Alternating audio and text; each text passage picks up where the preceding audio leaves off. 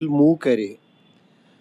पहली बात यह है कि मैं भी मेंबर ऑफ द हाउस हूँ और उन्होंने एज प्राइवेट मेंबर्स बिल जैसा आप बता रहे हो बनाई है, वो शायद मूव भी करने वाले हैं।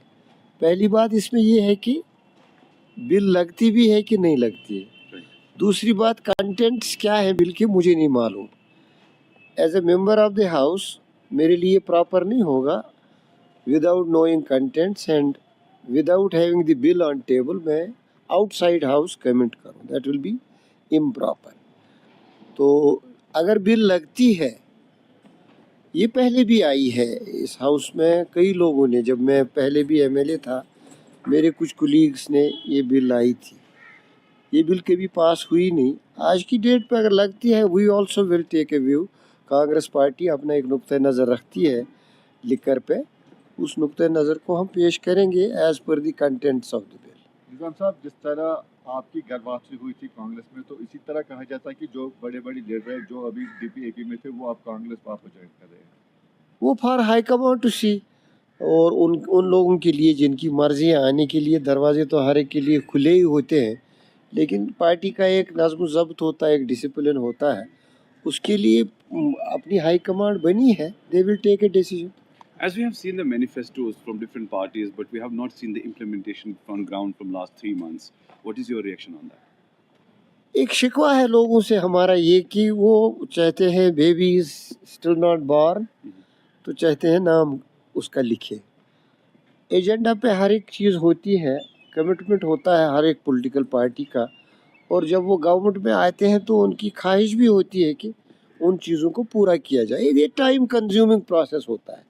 जो शॉर्ट टर्म चीज़ें होती हैं जिन पे इमीडिएटली डिसीजन लिया जा सकता है वो तो सरकार ने ले लिए, और जो लॉन्ग टर्म डिसीजंस हैं उनका एक प्रोसेस होता है।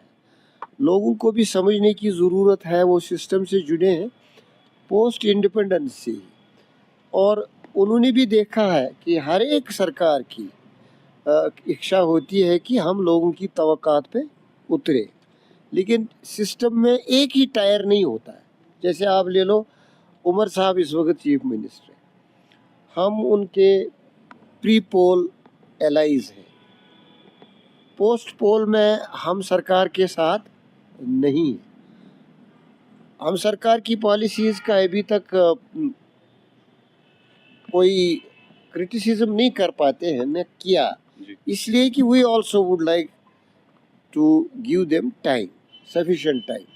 यहाँ इस वक्त यूटी है, यूटी में चीफ मिनिस्टर के पावर्स बहुत ही लिमिटेड हैं। उस मामले में एक्सपेडिशियस डिसीजंस लेना मुनासिब नहीं है उनके लिए, और लें भी तो दिल्ली वालों की कंसल्ट होनी चाहिए, राजभवन की कंसल्ट होनी चाहिए। ये एक मुश्तरका मामला है, बीजेपी के लिए भी है जो सरकार में है, कि वो देखें कि इस रियासत का स्टेट, इस यूटी का स्टेटस रेज हो एज स्टेट, तब जाके चीफ मिनिस्टर और गवर्नमेंट और अपोजिशन के पावर्स बढ़ जाएंगे, लेजिस्लेटिव असेंबली के पावर्स बढ़ेंगे, इंस्टीट्यूशंस बनेंगे, और चीफ मिनिस्टर भी एम्पावर होगा, और राजभवन की इंटरफेरेंस कॉन्स्टिट्यूशनल इश्यूज के बगैर रहेगी नहीं। उनके दरमियान वहाँ क्या ट्रांसपायर होता है वो बाहर बात आती नहीं। अभी तक तो वो राज में ही है, वो बैठ के क्या बोलते हैं, एक दूसरे से क्या करते हैं, किसकी क्या इच्छा है, किसकी क्या उम्मीद है, वो जब बोले तो पता लगेगा। लेकिन अभी तक तो लगता है कि अननेसेसरी डिले होता है स्टेट की कमिटमेंट के बारे में। हम एज अ कांग्रेस पार्टी, हमारे प्रेसिडेंट ने भी और हमारी जो हाई कमांड है दिल्ली में भी, उन्होंने हमेशा ये व्यू लिया है कि स्टेट इनका हक है, कमिटमेंट है, सुप्रीम कोर्ट की ऑब्जर्वेशन भी है, प्राइम मिनिस्टर की कमिटमेंट भी है, बीजेपी की भी कमिटमेंट है, और लोगों की भी एस्पिरेशन है, और हिस्ट्री का भी तकाजा है। जम्मू कश्मीर के बारे में इस हद तक बेइंसाफ़ी नामुनासिब है। एक वक्त था जब 370 और यूटी की बात हो रही थी, आज खाली यूटी की बात हो रही है, 370 की बात कोई नहीं कर रहा है। देखो 370 के बारे में क्या बात करोगे, जब आप स्टेट की रिस्टोरेशन बोलते हैं तो पावर्स खुद ब खुद आएंगे ना। स्टेट के अपने ये एक फेडरेशन है, अगर हम फेडरेशन का हिस्सा बनते हैं, हम इस वक्त यूनियन का हिस्सा है, एज यूटी।